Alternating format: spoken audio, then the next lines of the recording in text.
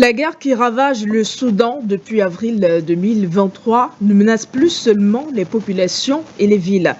Elle met désormais en danger le patrimoine historique du continent africain. Les pyramides de Méroé, vestiges majeurs du royaume de Kous et inscrites au patrimoine mondial de l'UNESCO, sont aujourd'hui particulièrement vulnérables. Un reportage qui a justement été publié le 9 août 2026 alerte sur leur abandon et les difficultés à assurer leur protection. Le problème dépasse donc désormais le Soudan. On s'interroge si ces monuments disparaissent, eh bien, n'est-ce pas là une partie de la mémoire historique africaine qui disparaît avec elle également et derrière cette situation, on se pose d'autres questions. Pourquoi le patrimoine africain reste-t-il aussi vulnérable dès qu'un conflit éclate? Il faudra également s'interroger sur les responsabilités. Qui protège aujourd'hui l'histoire africaine lorsque les États sont plongés dans la guerre? On en parlera avec vous, mesdames et messieurs, dans quelques instants.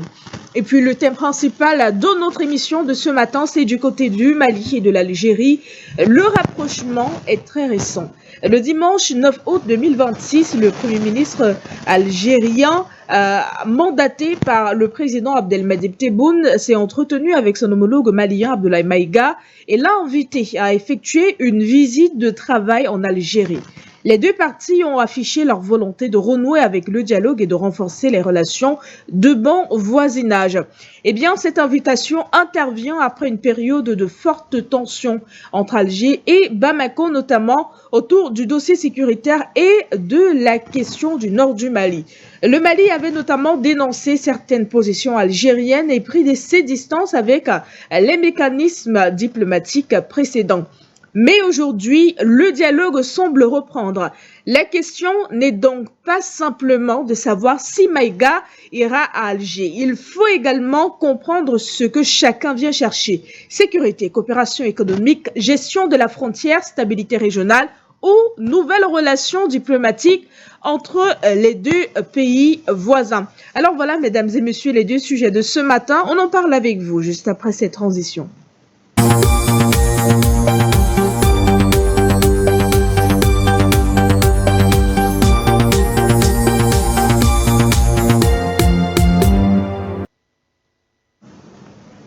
Mesdames et messieurs, c'est un plaisir pour nous d'être avec vous ce matin, comme toujours d'ailleurs, pendant 2 heures de temps pour discuter avec vous des sujets qui touchent le continent africain et quelquefois qui touchent l'autre côté du monde. Mais comme vous l'avez remarqué, nous vous l'avons annoncé ce matin, nous avons 2 sujets. Le sujet d'accueil, c'est du côté du Soudan. En titre avec vous, Soudan, la guerre va-t-elle détruire une partie de l'histoire de l'Afrique ? Voilà, et le sujet d'accueil de notre émission de ce matin nous permet d'interroger les relations entre l'Algérie et le Mali. On a titré Mali-Algérie, Abdoulaye Maïga attendu à Alger. Le grand retour du dialogue, on s'interroge également. Eh bien, pour en parler avec vous ce matin, mesdames et messieurs, nous avons prévu des panélistes de qualité pour des analyses de taille comme toujours. Et on va justement les présenter. Ils sont 2 ce matin. De l'autre côté, vous êtes avec nous, Youssouf Kaboré, bonjour et bienvenue chez vous. Madame Bala, bonjour au président Matumba, bonjour à toute la galaxie panafricaine partout dans le monde entier. Mais je ne sais pas si vous me recevez à 100% parce que moi, je n'ai pas le retour sur mon écran. Voilà, nous vous recevons très bien, mais cependant, nous ne vous voyons pas. Voilà, la réalisation nous demande de vous transmettre ce message. Activez votre caméra, s'il vous plaît, Youssouf Kaboré.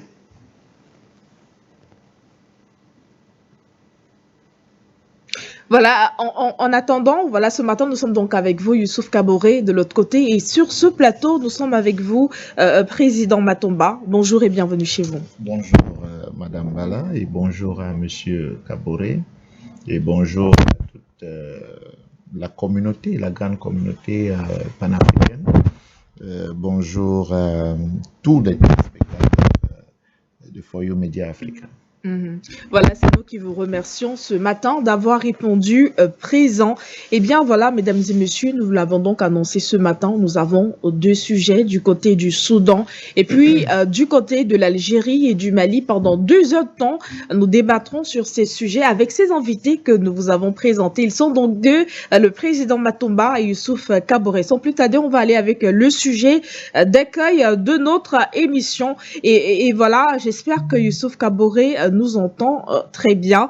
Au Soudan, Youssouf Kaboré, on parle aujourd'hui de pyramides menacées, mais derrière ces pierres, il y a bien une civilisation africaine qui est vieille de plusieurs millénaires. On s'interroge donc pourquoi l'histoire de Khouss reste-t-elle encore aussi peu connue, y compris par les Africains eux-mêmes. Un recul en arrière pour dire que le Soudan était un seul pays. Voilà. C'est suite aux différentes manipulations de l'impérialiste qu'on a vu le Soudan se scinder en deux à la suite à une pression de ces mêmes Occidentaux qui a obligé le pays à passer à un référendum en 2011. Et c'est ce référendum qui a conduit à la séparation du Soudan en deux blocs. Pour dire que toute guerre imposée au peuple africain n'est pas forcément voulue par le peuple africain. Mais ce sont des armes que les gens utilisent afin d'affaiblir l'Afrique et de pouvoir mettre la pression sur l'Afrique afin que voilà, tous leurs intérêts soient préservés. Aujourd'hui, quand on parle de guerre, une guerre n'a jamais été une bonne chose. Parce qu'en période de guerre, on perd tout. On perd des vies humaines, on perd des infrastructures, on perd des territoires, on perd sa civilisation à travers sa culture, tout. Donc aujourd'hui, le sujet que nous abordons est un sujet capital parce que cela déjà donne un signal à tous les pays de se préparer au cas où il y aurait un conflit qui va déclencher dans un pays, qu'on puisse réellement protéger nos intérêts à travers notre civilisation. Voilà. Aujourd'hui, ce qui se passe au Soudan n'est pas anodin. Voilà. Et ce qui se passe au Soudan est vraiment déplorable. Et cette guerre a commencé depuis combien d'années? Il y a plusieurs années que cette guerre persiste et nous sommes toujours en train de vivre les conséquences de cette guerre. Voilà. Aujourd'hui, beaucoup de choses appartenant à l'Afrique étaient au Soudan. Et aujourd'hui, où nous en sommes, et la menace de disparition de notre culture à travers le Soudan n'est pas quelque chose qu'on peut vraiment accepter comme ça. Mais le mal est déjà fait. Et pendant que nous parlons, il se peut que beaucoup d'objets ne soient plus sur place au niveau du Soudan. Voilà. Et si, à cause de la guerre, certains objets ont été déjà volés, voilà, comment on les retrouve pour les ramener au niveau de nos musées? Voilà. Aujourd'hui, on se pose des questions. Est-ce que ceux-mêmes qui étaient les gardiens de tout ce qui est musée sont toujours sur place et sont toujours opérationnels à protéger tous nos patrimoines? Toutes ces questions sont à poser. Voilà. Parce que je ne peux pas voir la situation se dégrader et moi, je vais continuer à m'asseoir parce que je vais chercher aussi à préserver ma vie. Donc, tout ce qui est patrimoine du pays et de l'Afrique, je vais me chercher et puis laisser ça. Voilà. Et cela est laissé à la merci de tous les bourreaux qui vont faire un tour sur ces sites-là. Voilà. Donc c'est vraiment regrettable, c'est vraiment dommage qu'on en arrive là. Mais une fois de plus, tout ce qui a conduit à ce genre de situation, moi, j'accuse toujours nos États africains. Voilà. Parce que le fait de vouloir évoluer en solo, pensant qu'on est à l'abri des difficultés, est une erreur grave. Voilà, est une erreur grave parce que personne ne peut évoluer seul dans ce monde. Donc, arrêtons de nous leurrer la face. Et pour déstabiliser le Soudan, ceux qui étaient à la base ne se sont pas venus installer au Soudan. Ils se sont installés dans d'autres pays voisins du Soudan qui ont servi de base arrière pour déstabiliser le Soudan et qui continuent de le faire aujourd'hui. Aujourd'hui, ces pays qui ont servi de base arrière pour déstabiliser le Soudan, qu'est-ce qu'ils gagnent en voyant aujourd'hui la situation du Soudan se dégrader à ce niveau? En voyant que l'Afrique tout entière est en train de perdre sa civilisation à travers sa culture par le canal du Soudan. Nous faisons comment? Voilà. Pour ceux qui ignorent l'histoire, c'est que quand on parle de l'Afrique, voilà, il ne faut pas oublier que le Soudan, l'Éthiopie, l'Égypte et autres ont joué un rôle capital de l'histoire de l'Afrique. Et c'est de ces parties du monde-là que les peuples ont migré sur le reste des territoires. Donc, ce n'est pas un territoire anodin où on doit jouer avec ces territoires-là. Parce que c'est notre civilisation, le départ de notre civilisation là-bas. Donc, c'était des parties qui devaient être protégées par les Africains. Mais quels sont ceux qui ont pris les armes contre les Africains, contre le Soudan? Ce sont des Africains à la peau noire comme nous. Et on était fiers de prendre les armes contre nos frères parce qu'il y a X ou Y qui tire les ficelles derrière nous. Et je pense que le moment est arrivé d'ouvrir l'œil et le bon et de savoir jauger le pour et le contre avant de prendre des armes contre un de nos compatriotes.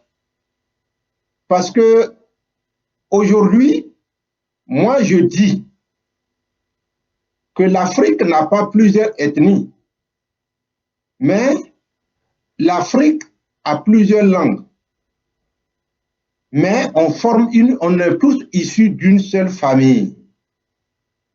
Et c'est au fur et à mesure qu'on avançait que la manière de parler changeait.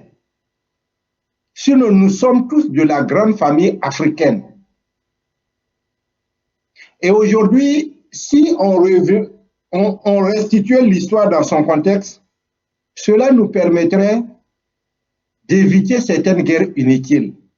Parce que moi, je ne peux pas savoir qu'il y a mes frères au Soudan, il y a mes frères en Éthiopie, il y a mes frères en Côte d'Ivoire, il y a mes frères au Bénin, et qu'on fait partie de la même famille, et moi, je vais me permettre de prendre une arme pour aller contre d'autres membres de ma famille, en prétextant que je lutte pour la liberté, je lutte pour l'indépendance, je lutte pour, au fait, pour des thèmes qu'on invente, qu'on vient nous imposer, on se lève et puis on s'agite pour ça. On se demande en fin de compte pourquoi nous agissons comme ça, pourquoi nous le faisons. Aujourd'hui, sur votre plateau, nous parlons de la perte de l'identité africaine même. Voilà.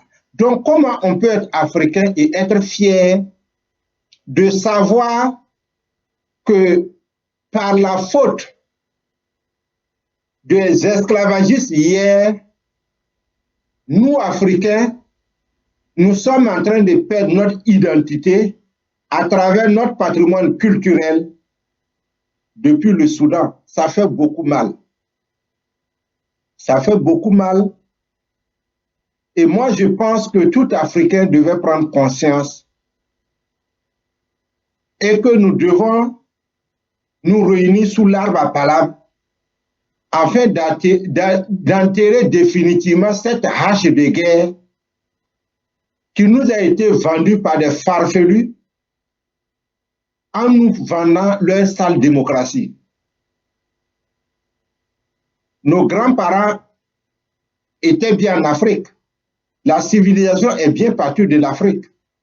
Donc, personne ne peut venir nous dire aujourd'hui que le système de vie que nos grands-parents vivaient entre eux était mauvais. Personne ne peut venir nous dire cela et nous convaincre de cela. Parce que la civilisation, c'est l'Afrique. Le vrai monde, là, est parti de l'Afrique. L'Afrique est le berceau de l'humanité et personne jusqu'à aujourd'hui n'est arrivé à nous démontrer le contraire. Donc, on arrête de venir nous vendre des illusions inutiles, tout simplement parce qu'on veut piller nos richesses pour aller développer des pays tiers. Que nous, Africains, nous refusons d'être toujours ceux-là qu'on va manipuler, ceux-là qu'on va utiliser inutilement. Voilà, je sors par là pour le moment. De sortir. Vous dites tout à l'heure, vous avez dit tout à l'heure que on nous a vendu cette hache de guerre, mais on s'interroge bien, Youssouf Kaboré, pourquoi l'Afrique continue-t-elle à acheter cette hache? N'est-ce pas, est-ce seulement de la manipulation extérieure ou devons-nous également nous-mêmes avoir le courage de regarder nos propres responsabilités? Aujourd'hui, il faut tirer les conséquences de deux côtés. Déjà, nous devons prendre conscience nous-mêmes de la situation, de la gravité de la situation.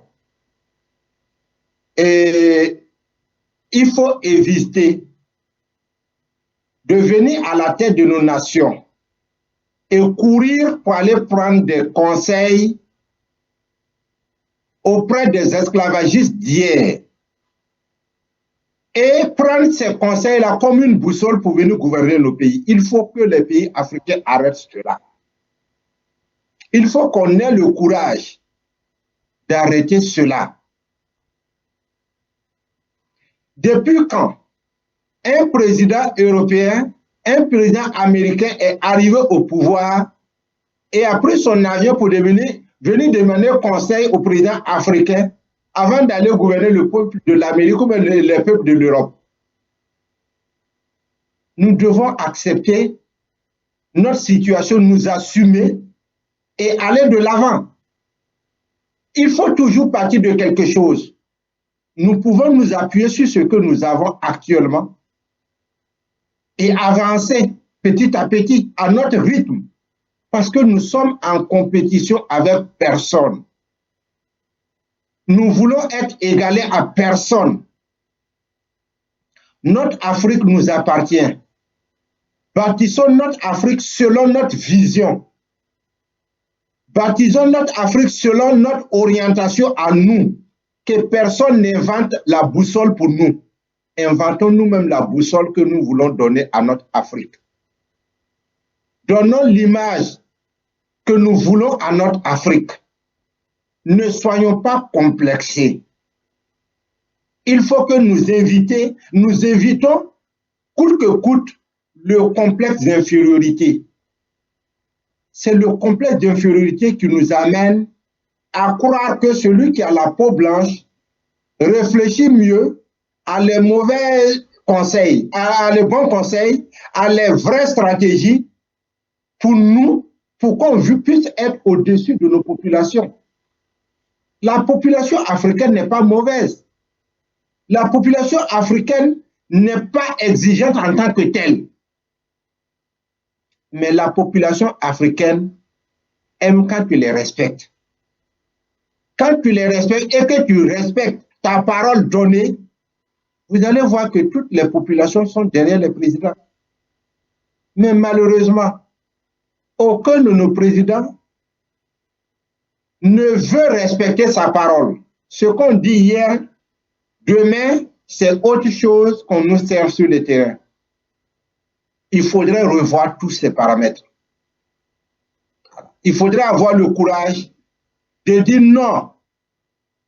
à l'esclavagisme d'hier est de nous assumer entre nous.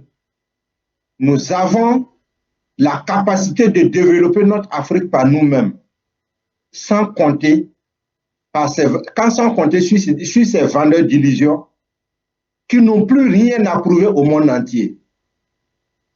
Ce sont des gens qui sont allés jusqu'à nous démontrer par A plus B qu'ils ont perdu la valeur d'être humain. Parce qu'aujourd'hui, si par leur démocratie, ils arrivent à nous dire qu'un homme et un homme peuvent aller ensemble, une femme et une femme peuvent se marier, c'est que ces gens n'ont rien compris de la civilisation et sont même pas civilisés. Ces gens sont comparés à des animaux. Parce que c'est chez les animaux que nous pouvons voir des choses comme ça, où l'enfant peut naître et puis après l'enfant court derrière la maman. Si ce n'est pas un animal, si ce n'est pas chez les animaux, on ne peut pas voir ce genre de comportement. Donc, en matière de civilisation, l'Afrique est plus civilisée que ces vendeurs d'illusions. Donc, arrêtons de courir derrière eux inutilement. Youssouf Kaboré, alors président Matomba, on revient sur notre sujet, on s'interroge, on a l'impression que aujourd'hui les Africains restent toujours dans la réaction. Pourquoi attendre toujours qu'un musée soit pillé, qu'un monument soit détruit, ou même qu'un objet sorte du territoire pour commencer à nous mobiliser? Où est donc là la stratégie de prévention africaine? Mais le premier problème, c'est que nous n'avons pas compris et que nous n'intégrons véritablement pas que l'Afrique est la mère des civilisations. Vous savez, le malheur a voulu que les Occidentaux arrivent chez nous en Afrique et nous imposent le type d'éducation que nous devons avoir. C'est-à-dire qu'ils ont construit un système éducatif qu'ils ont estimé être adapté pour nous et nous l'ont imposé. Ils sont passés par tous nos dirigeants, ceux qu'ils ont placés au pouvoir, pas ceux qui se sont battus pour les indépendances. Quand ils ont fini de placer ces derniers au pouvoir, ils leur ont dit, voici comment vous allez éduquer vos peuples. Madame Bala, il faut peut-être que je rappelle quelque chose. L'Afrique, c'est plus de 300 000 ans. Lorsqu'on parle du positionnement sur le plan politique, c'est plus de 300 000 ans. L'Europe, c'est 45 000 ans. Vous voyez le gap? L'Asie, c'est 60 à 70 000 ans. L'Australie, 50 000 ans. Les Amériques, 15 à 20 000 ans. Est-ce que vous comprenez un peu le gap? C'est-à-dire que vous avez l'Afrique qui est là, plus de 300 000 ans. Quand on parle, n'est-ce pas, de la présence humaine en Afrique, et ce qui est jusqu'à ce jour incontestable. 300 000 ans l'Afrique, 45 000 ans l'Europe, 70 000 ans l'Asie, l'Australie 65 000 ans, 50 à 65 000 ans. Vous avez les Amériques 15 à 20 000 ans. Regardez un peu le gap que nous avons en matière, n'est-ce pas, de présence humaine sur la Terre. Alors, comment expliquer que ceux qui sont venus après vous, ce sont eux qui vous disent comment vivre. Ce sont eux qui vous disent comment faire. C'est pour cette raison, Madame Bala, que lorsqu'on parle de la guerre au Soudan, nous ne parlons pas seulement d'une guerre entre deux forces armées. Nous parlons d'un pays qui porte une partie de la mémoire de l'Afrique et dont le patrimoine aujourd'hui est menacé. Regardez avec quelle rapidité nous avons cette histoire que nous avons dit que nous appelons vivement à la refondation, aux réformes profondes de l'ONU. L'ONU a essayé de valider la partition du Soudan.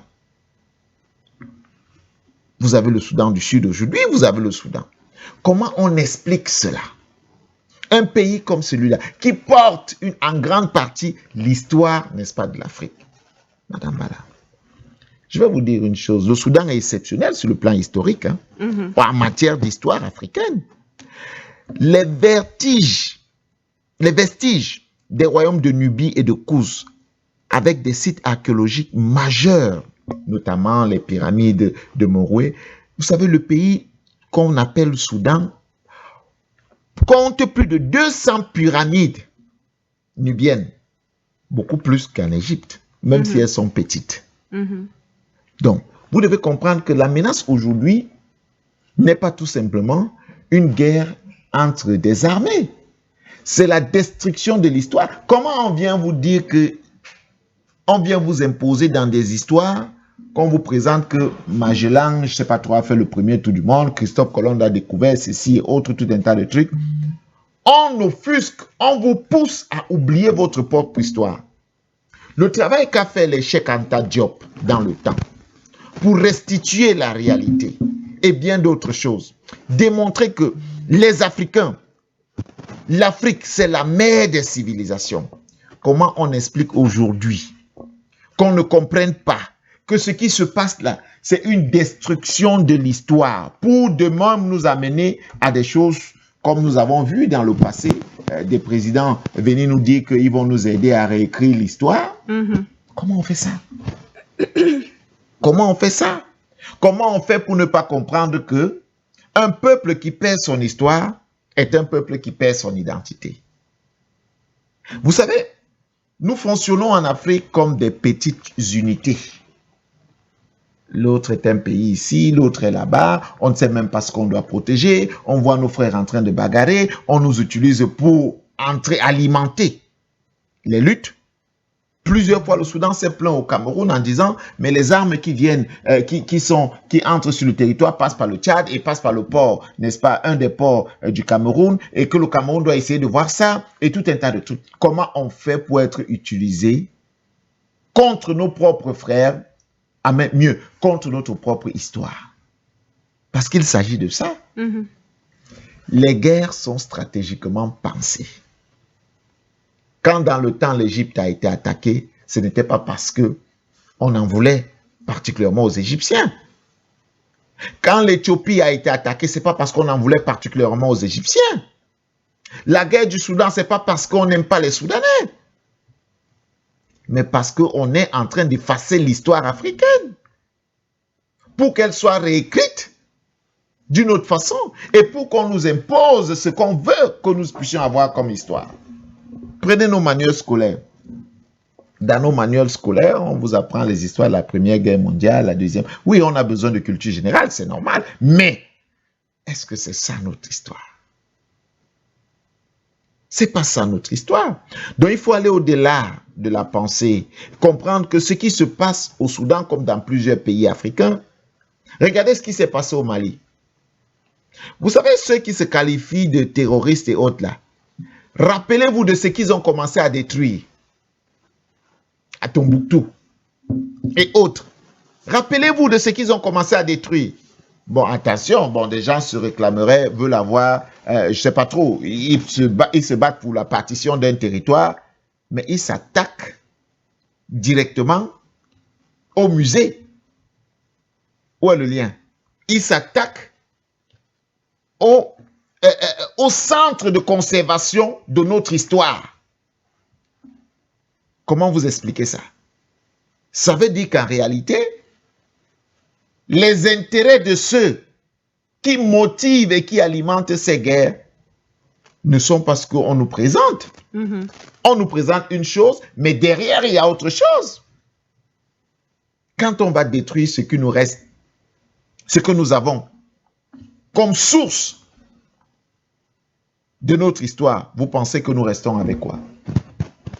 Nous allons bien évidemment refuser de nous appeler Matomba et vouloir nous garder Serge. C'est ça la première conséquence. Nous allons refuser de porter nos propres noms pour pouvoir porter des prénoms qui viennent de chez eux. Nous allons refuser de manger notre foutou pour vouloir manger le camembert. Nous allons vouloir refuser de manger notre manioc, notre mil qu'on sème, pour vouloir manger le hamburger et bien d'autres choses. Donc, c'est comme ça que progressivement, on vous fait perdre votre identité. Nous allons refuser de porter nos tenues africaines. Parce que nous allons nous sentir mieux en veste et cravate. C'est ça l'autre conséquence, c'est qu'on nous sorte, n'est-ce pas, de l'endroit où nous sommes. On nous pousse progressivement à perdre notre identité. Mieux, on nous dit même que nous n'avons jamais existé. Est-ce que vous ne vous rappelez pas d'un président français qui a déclaré une fois sur, je crois que c'était à Dakar, le président Sarkozy, qui a déclaré que l'Afrique n'est pas encore entrée dans l'histoire. Quand on sait que c'est en Afrique que plusieurs sont venus apprendre, j'ai l'habitude de rire quand je dis souvent, la France particulièrement, elle est venue apprendre ce que c'est que la douane au Cameroun. Parce que la douane existe depuis longtemps au Cameroun. Ah oui, Madame Bala, c'est une vérité. J'ai cette chance-là de discuter avec des aînés, avec des personnes d'un certain âge. J'ai cette chance-là de lire des livres qui ont été écrits dans des langues particulières.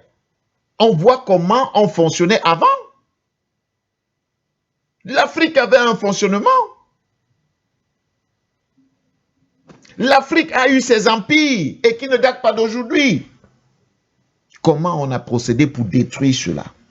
Pour qu'aujourd'hui, nous commençons à nous regarder comme si nous étions des ennemis entre nous, Africains. Quand on sait qu'en Afrique, il y a eu une très grande migration des peuples, l'histoire nous apprend que plusieurs peuples sont partis du Soudan, ils sont descendus, sont arrivés jusqu'à...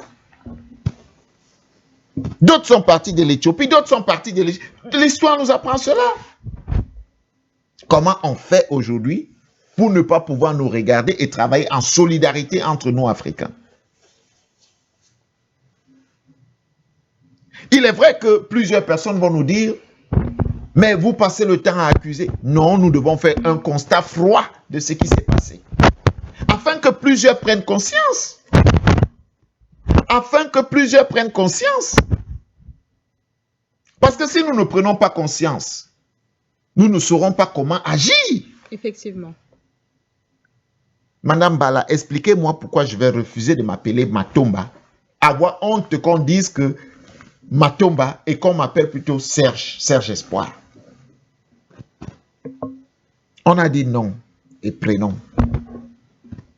Mais regardez comment la migration s'est faite très rapidement. Nous, dans les années 80, je vous le dis encore, nous nous appelions par nos noms.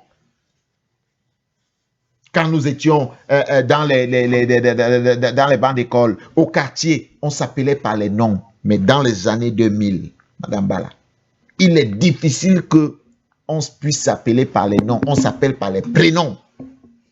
C'est un début de perte d'identité. Mieux, quand vous dites aujourd'hui à un Africain, portez des tenues africaines, ils vous disent que c'est cher. Je vous vois secouer la tête.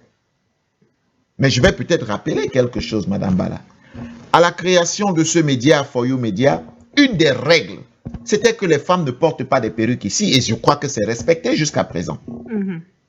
Je crois que certaines sont même parties parce qu'elles voulaient absolument porter les perruques et qu'on ait dit non ici dans cette maison. Une des règles, c'était que toutes les personnes, femmes comme hommes, qui passent en tant que journalistes, présentateurs, doivent être en tenue traditionnelle. Et c'est ce qui se respecte jusqu'à aujourd'hui. On ne parle pas d'hier. On parle de près de 5 ans. Parce que derrière ça, il y a une véritable vision. Derrière ça, il y a la construction de quelque chose. Derrière ça, il y a la réappropriation de l'identité, de notre identité. Mais non, on ne peut pas avoir cette même exigence pour les panélistes et autres. Non, on ne peut pas l'avoir. Mais dans la maison, on s'impose des règles. Parce qu'on ne doit pas perdre. Et d'ailleurs, je l'ai interdit ici, aux réalisateurs. Les prénoms doivent être relégués au deuxième plan. Les noms avant les prénoms. Ou alors on conserve juste les noms. Je l'ai dit. Pourquoi, Madame Bala? Ce n'est pas de la dictature. C'est une réappropriation de notre identité. Qui sommes-nous aujourd'hui? Vous savez, quand vous êtes en politique et quand vous avez l'occasion d'échanger avec les Occidentaux, et c'est ce qui se passe avec nos chefs d'État, ils nous disent que notre problème, c'est un problème économique. Vraiment, vos problèmes, vous avez des problèmes d'ordre économique qu'il faut régler. Mais non. Nous avons des problèmes civilisationnels, des problèmes culturels profonds. Si nous ne parvenons pas à résoudre ces problèmes, nous n'allons pas résoudre nos problèmes économiques. Parce qu'en réalité, les problèmes économiques qui nous présentent répondent à un type d'environnement. Aujourd'hui, dans presque tous les pays africains, sans exception, on vous parle de corruption.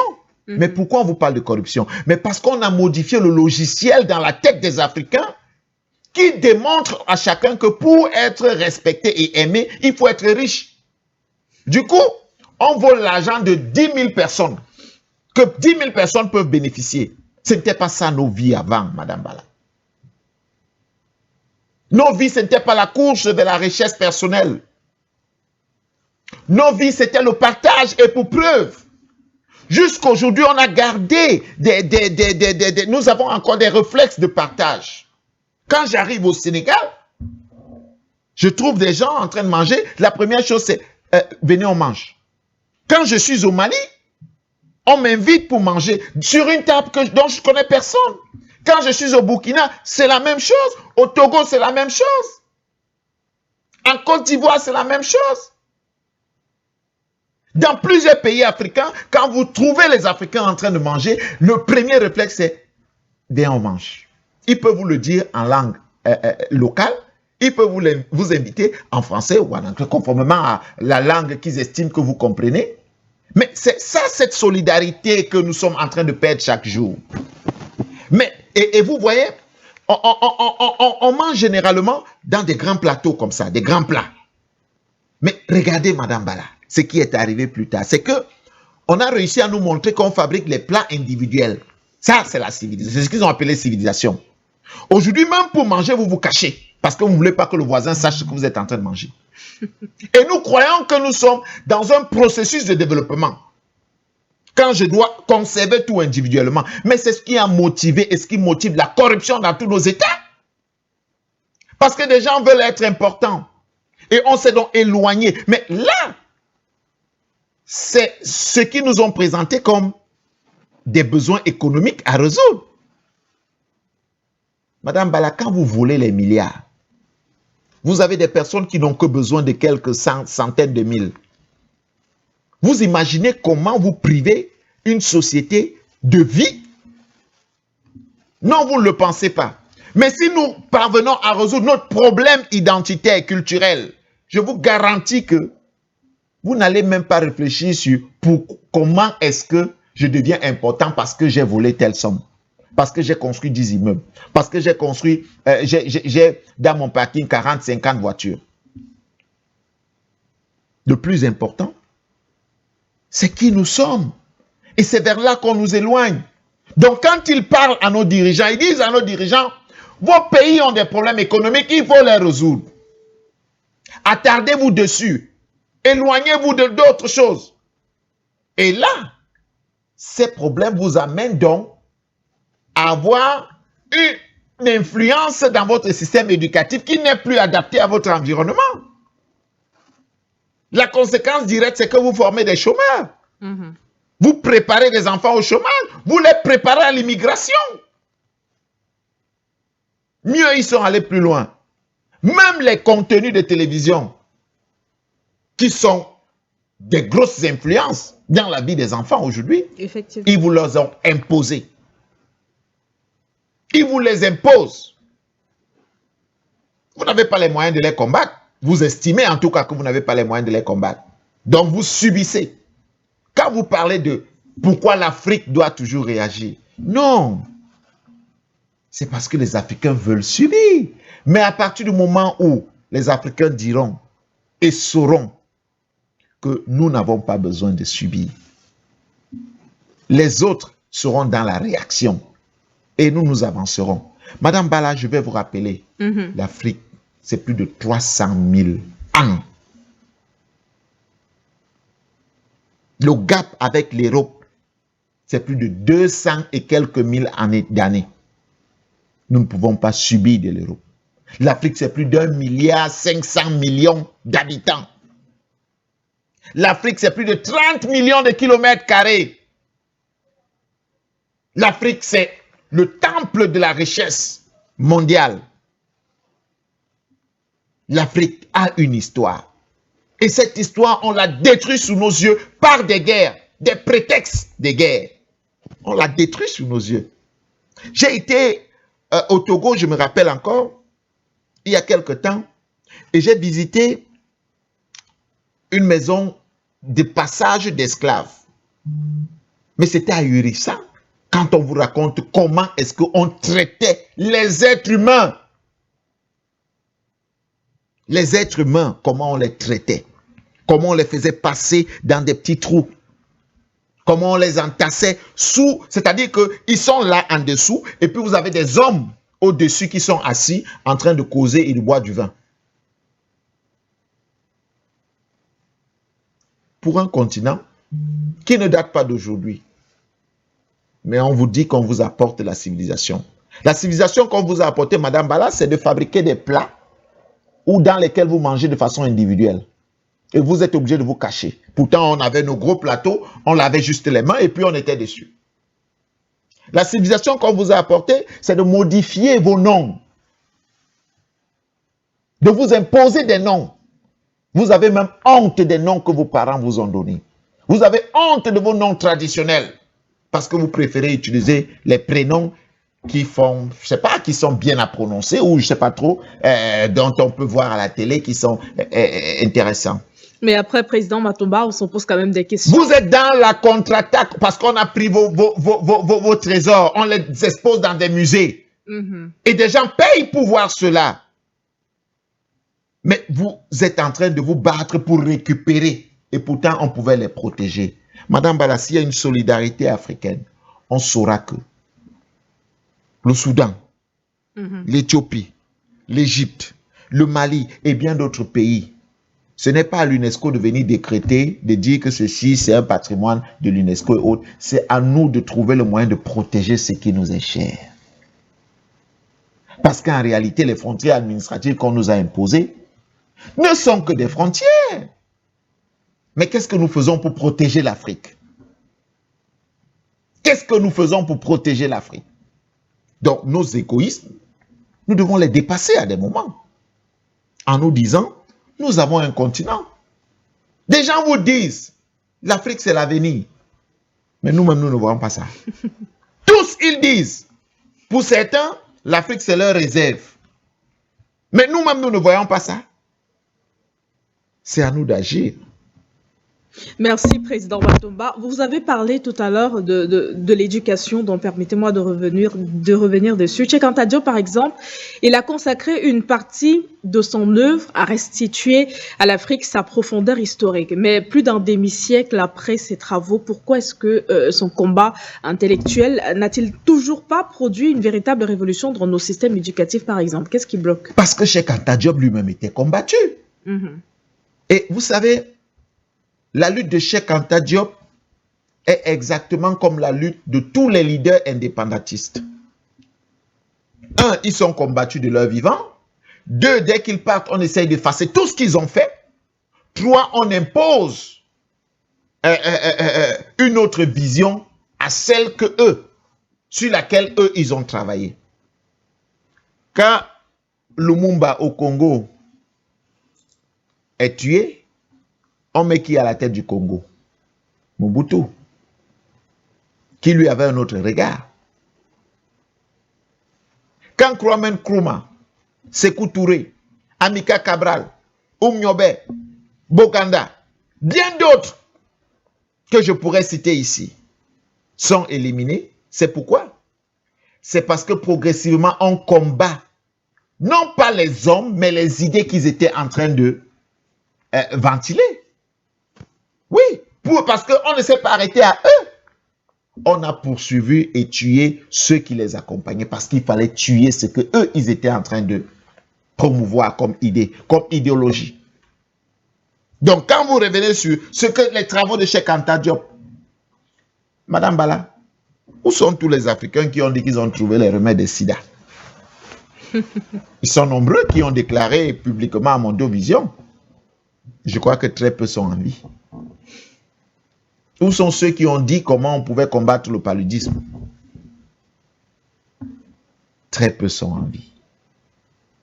Donc, vous comprenez que les luttes dans lesquelles nos dévanciers se sont engagés, il a manqué à plusieurs d'entre nous, Africains, le courage de suivre cette dynamique. Parce qu'en réalité, quand vous vous lancez, on vous dit « Ah, il veut mourir.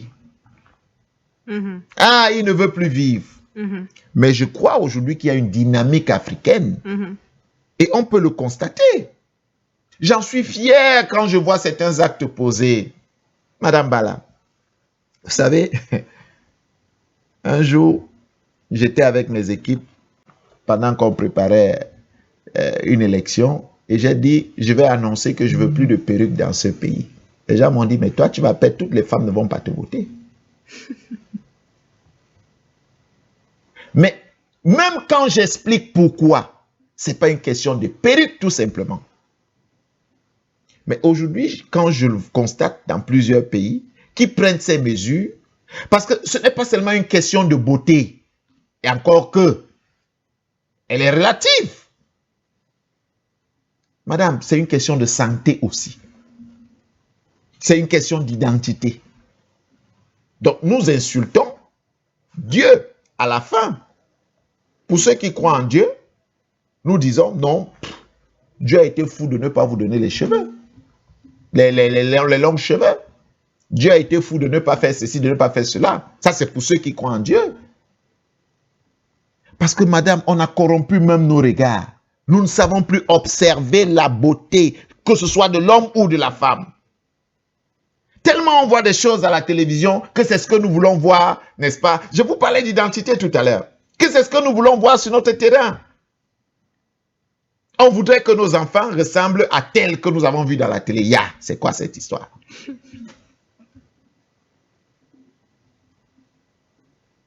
Sans mesurer tout ce que ça implique. D'abord sur le plan économique, sur le plan sanitaire, sur le plan culturel, sur le plan identitaire. Comment vous voulez que les travaux de Cheikh Anta Diop restent périns si les combats, plusieurs personnes ne sont pas là pour porter cela? Donc, il est important de le dire, madame.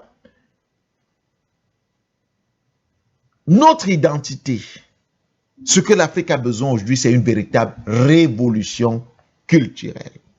C'est pour ça qu'il faut encourager. Quand j'ai vu, il y a quelques jours, l'armée gabonaise, je ne sais pas sur quelle tenue, mais j'ai l'impression que c'est une tenue traditionnelle avec laquelle ils ont défilé en Côte d'Ivoire. Quand je vois au Burkina Faso le capitaine Ibrahim Traoré, d'abord entrant dans le corps de la magistrature en leur disant « Désormais, vous ne porterez plus ces crêpes, histoire blanche que vous traînez sur la tête dont on ne sait pas l'origine africaine. » Je reste sur l'origine africaine de cette histoire et même les tenues. Mieux, quand il entre dans l'armée, il dit, voilà, c'est ce que nous disons depuis. Nos enfants qui vont à l'école. Madame, nous avons des millions et des millions d'enfants qui vont à l'école. Imaginez ces enfants dans nos tenues traditionnelles. Et vous dites que nous sommes pauvres. Vous savez ce que ça ferait dans l'économie? Vous savez le nombre d'emplois que ça va créer? Non, vous n'imaginez pas. Mais tant que nous portons ce que nous imposons à nos enfants, c'est la Chine qui va continuer à rester leader du monde mondial, du monde commercial. C'est l'Inde qui va faire, c'est l'Europe qui fera ceci, c'est l'Amérique qui fera cela. Et ils viendront toujours nous dire ce que nous avons à faire. Parce que nous sommes incapables d'être nous-mêmes. Nous sommes incapables de nous assumer. Donc il est important de dire, pour que des luttes résistent, il faut des combattants. Et nous, en tant qu'Africains, nous sommes des combattants. Merci à vous, Président Matomba. Voilà, c'est un sujet assez intéressant que nous pouvons développer pendant plusieurs heures, mais c'est le sujet d'accueil. On va devoir passer rapidement au thème principal de notre émission de ce matin, qui, comme vous le savez, nous conduit du côté de l'Algérie et du Mali. On a titré avec vous ce matin Algérie-Mali. Abdoulaye Maïga, attendu à Alger. Est-ce le grand retour d'un dialogue? On s'interroge avec vous ce matin. Eh bien, on en parle juste après cette transition. L'Afrique se souvient.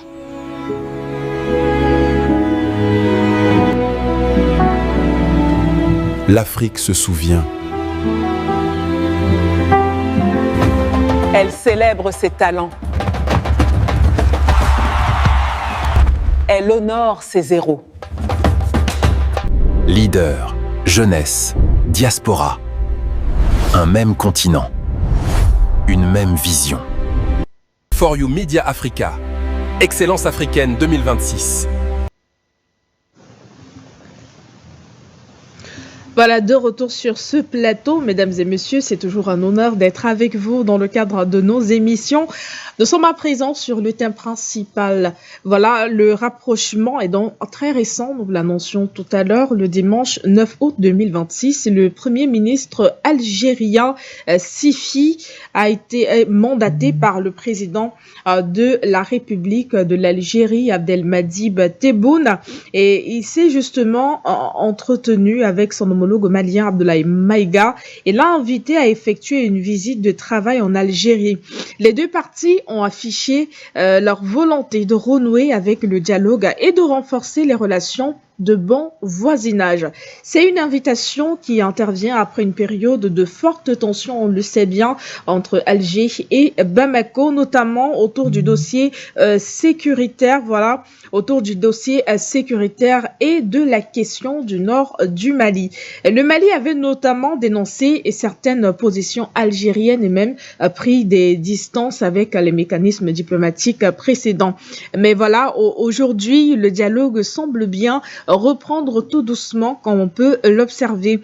La question, voilà, la question n'est donc pas simplement de savoir si Maïga ira à Alger. Il faut également comprendre ce que chacun vient chercher: sécurité, coopération économique, gestion de la frontière, stabilité régionale ou encore nouvelles relations politiques entre les deux États voisins. Et surtout, ce retour au dialogue peut-il se faire sur de nouvelles bases avec le Mali qui entend désormais défendre pleinement ses choix souverains? On s'interroge donc avec vous ce matin. Et on va aller avec vous directement, Président Matomba.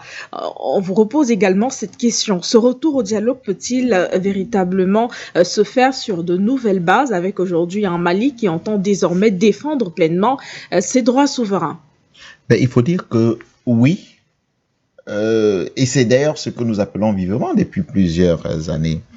Madame Bala, il ne faut pas oublier que l'Algérie a toujours joué un rôle dans toute crise dans le nord du Mali. Vous savez, le processus de paix avec des accords d'Alger de 2015, ces accords qui ont été rompus, n'est-ce pas, en 2024 et dont les tensions diplomatiques se sont fait voir et fait savoir. Mais il ne faut pas perdre de vue une chose qui est très importante. L'Algérie et le Mali, c'est 1300 kilomètres de frontière. Ça veut dire que c'est une très grande frontière. Ça veut dire qu'en réalité, le Mali et l'Algérie ont une obligation de coopération pour plusieurs, pas seulement sur le sujet sécuritaire.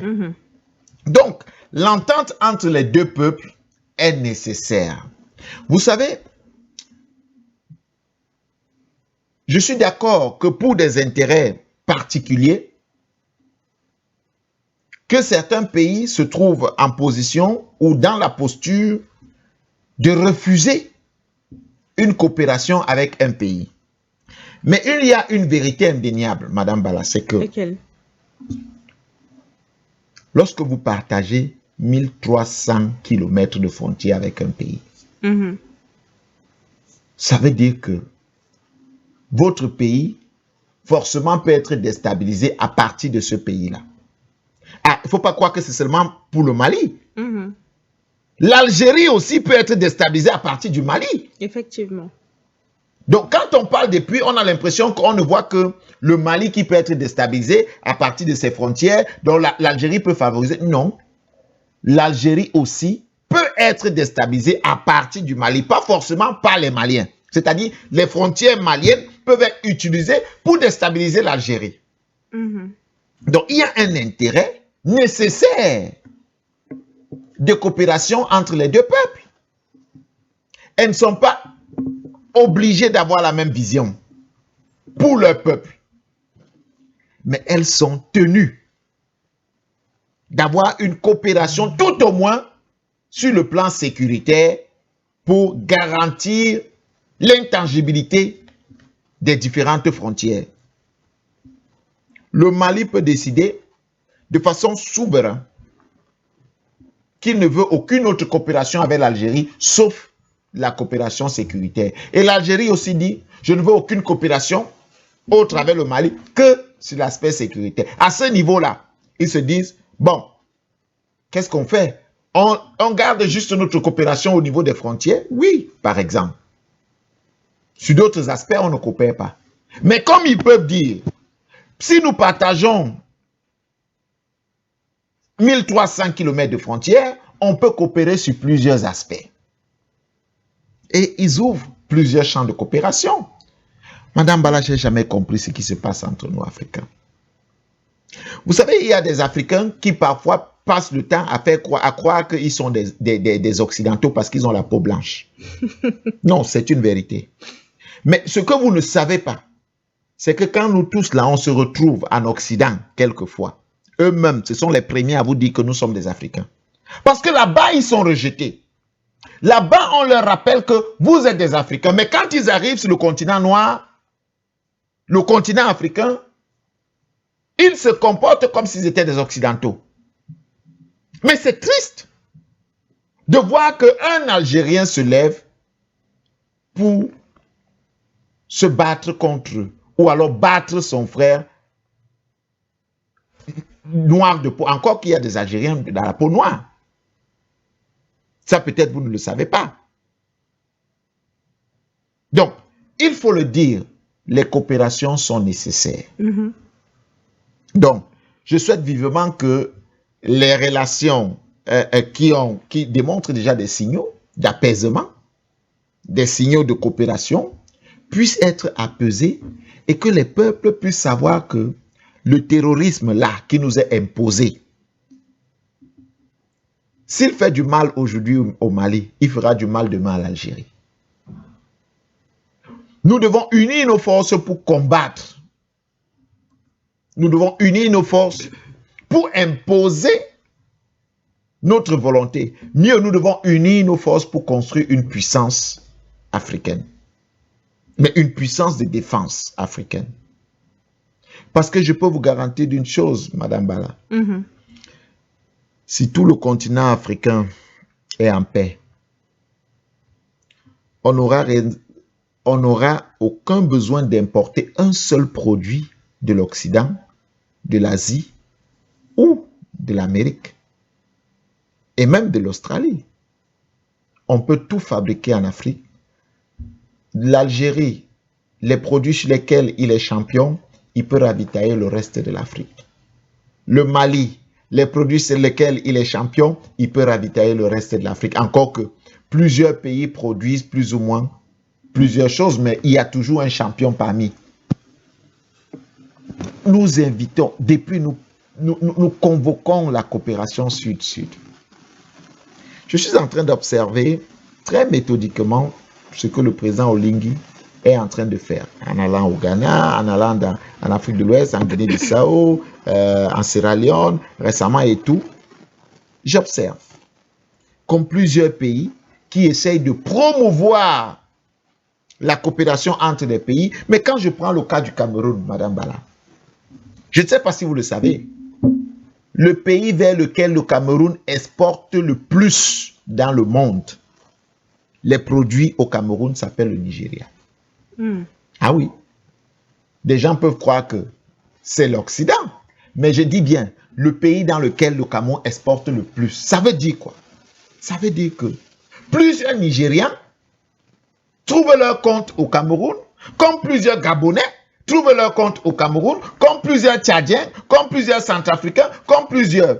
Mais il y a aussi des produits de Centrafrique qui peuvent venir au Cameroun et dont le Cameroun peut s'en servir. Comme au Gabon, comme en Guinée, comme dans tous les autres pays. Comme au Sénégal. On croit qu'il y a des distances et que nous sommes très éloignés, mais non. Savez-vous que vous pouvez prendre un véhicule, une cargaison en Guinée-Bissau, vous pouvez prendre la noix de cajou en Guinée-Bissau, vous l'acheminez par route jusqu'au Cameroun, Madame Bala. Oui, par route. Parce que quand on le dit, des gens pensent que non, mais comment ça se fait? Non, vous pouvez. Quand vous êtes en Guinée-Bissau, ça veut dire que vous êtes en Gambie. Ça veut dire que vous êtes au Sénégal. Ça veut dire que vous êtes au Mali. Ça veut dire que vous êtes au Burkina Faso. Ça veut dire que vous êtes en Côte d'Ivoire. Ça veut dire que vous êtes au Togo. Ça veut dire que vous êtes au Bénin. Ça veut dire que vous êtes au Nigeria. Et ça veut dire... Et là, je parle de la voie terrestre. C'est pour cette raison que nous devons développer les transports. Madame Bala, c'est les mêmes chemins que vous empruntez pour être au Mali, au Maroc, en Algérie, en Égypte. Oui, l'Afrique peut être liée par des voies terrestres, par des chemins de fer, par des routes, pour promouvoir la coopération et le commerce entre pays africains. Réduire les distances, réduire les heures. Vous verrez que vous partirez d'ici, comme c'est le cas, pour vous retrouver au Soudan, facilement au Congo. Parce qu'en quelques heures, à partir du Cameroun, vous êtes au Congo. Et quand vous y êtes, vous savez dire que vous êtes au Congo démocratique de l'autre côté. Ça veut dire que vous êtes parti. Ça veut dire que... Vous voyez que l'Afrique, en réalité, les 30 millions de kilomètres carrés sont très liés. C'est une volonté. Quand j'entends la libre circulation, c'est vrai, nous devons l'appliquer. Nous devons l'appliquer. Non seulement des biens, mais aussi des personnes. D'ailleurs, je salue tous les pays qui, depuis un moment, ont levé les restrictions de visa pour tous les pays africains. Les pays africains qui ont levé toutes les restrictions de visa pour tous les pays africains, mais tenez-vous tranquille. Ces pays ne sortent que gagnants, Madame Bala. Parce que si je n'ai pas besoin de visa pour aller au Togo, comme c'est le cas, ben je ne vais pas me dire que pour aller au Togo, je dois réfléchir pendant une semaine. Je dois réfléchir à une procédure de visa. Je vais rapidement au Togo. Chaque franc que je dépense au Togo fait tourner l'économie du Togo. Combien de personnes iront au Togo parce qu'ils savent que désormais ils peuvent entrer au Togo sans visa? Combien iront passer juste des vacances, des congés, faire des achats? Encore que la vie est très abordable de ce côté-là. Combien iront? Et chaque franc qui entre dans une économie. Mais imaginez que les restrictions de visa empêchaient ces gens d'aller au Togo. C'est un exemple. Pour dire qu'en réalité, les pays qui sont encore dans des contraintes de visa contre les Africains n'ont rien compris du développement même de leur propre pays. Ils n'ont rien compris du développement de l'Afrique. Ils n'ont rien compris de la promotion de l'Afrique que nous voulons. C'est important de le dire. Donc aujourd'hui, une coopération entre l'Algérie et le Mali serait quelque chose de très intéressant, mais mieux. Il faut que les politiques algériennes s'invitent dans véritablement la danse en disant à leur population, les populations du Mali ne sont pas vos ennemis. Ne vous laissez pas instrumentaliser contre elles. C'est important. Il faut qu'elles arrivent au niveau où elles disent, désormais nous pouvons avoir une coopération entre nos pays sans qu'il y ait de restrictions. Ça ne sert à rien, Madame Bala, que quand nous nous retrouvons dans un pays et dans un autre continent, que vous, Africains, à une autre peau, parce que vous êtes Africain, vous m'appelez mon frère. Parce que là, vous savez que nous tous, on nous regarde bizarrement.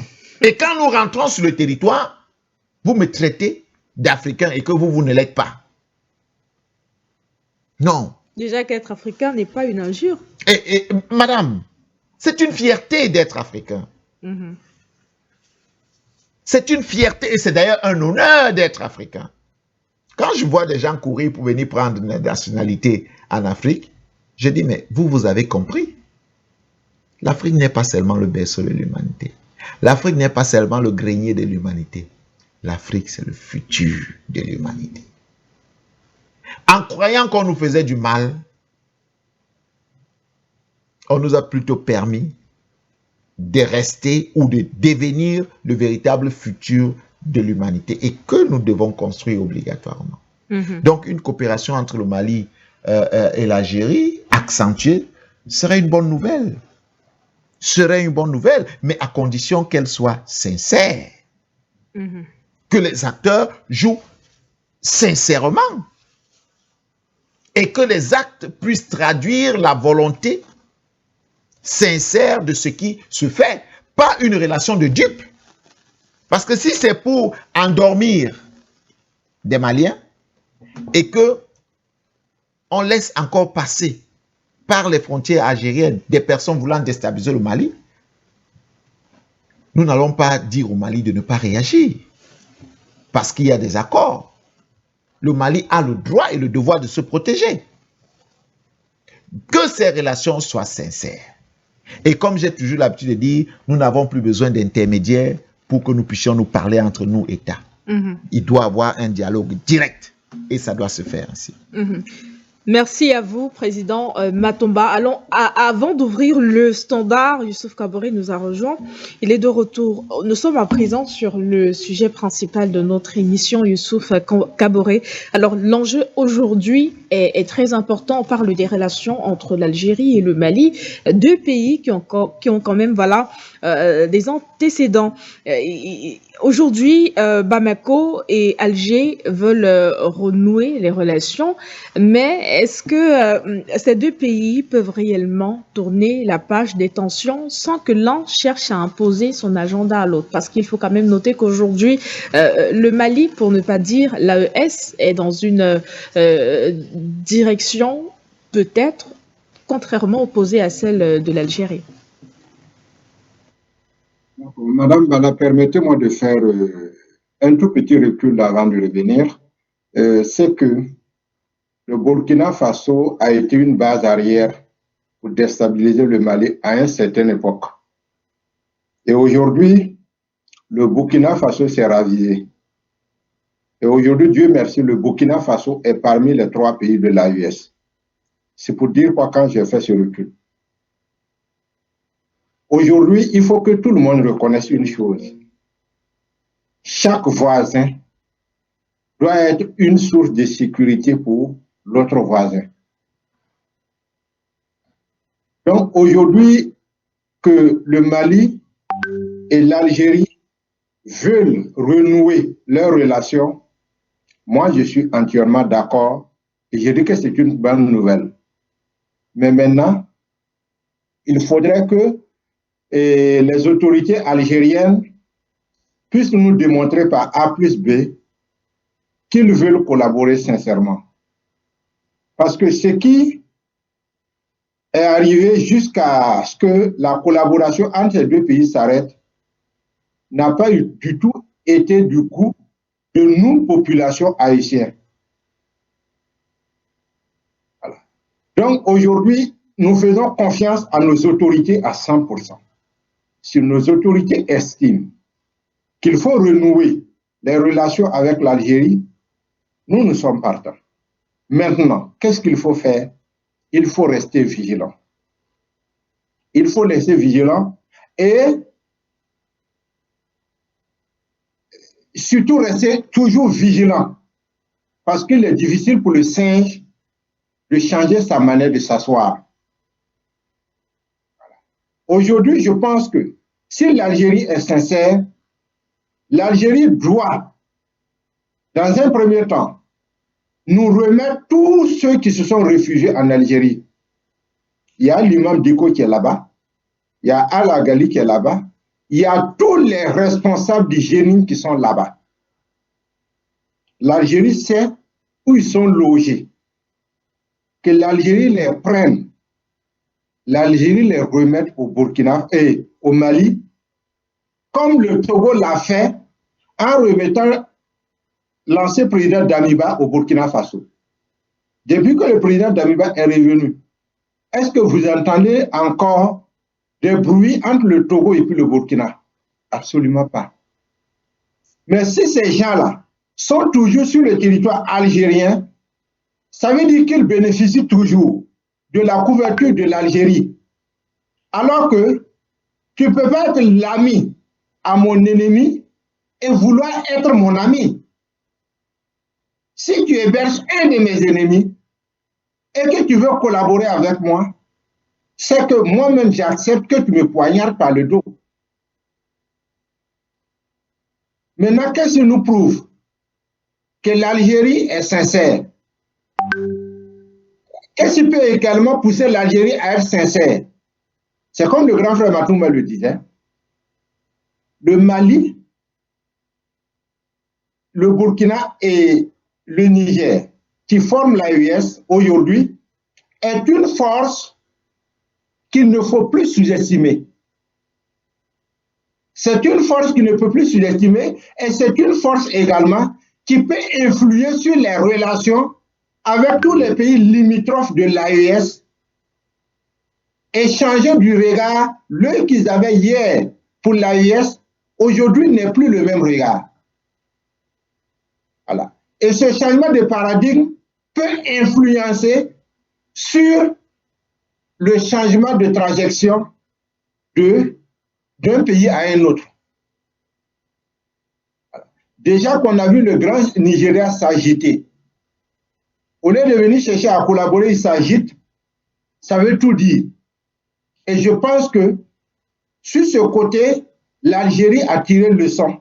Et l'Algérie est en train de prendre conscience qu'ils ont une autre force en face.